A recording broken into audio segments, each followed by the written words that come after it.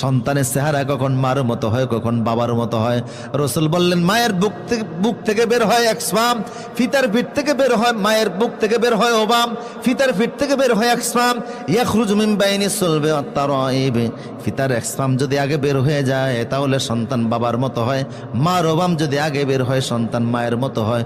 উনি বলেন, আপনি সত্য বলছেন। আমারে পড়েন, আশহাদু আল্লা ইলাহা ইল্লাল্লাহু ওয়াহদাহু লা শারীকা লাহু ওয়া আশহাদু আন্না মুহাম্মাদান আবদুহু ওয়া রাসূলুহু।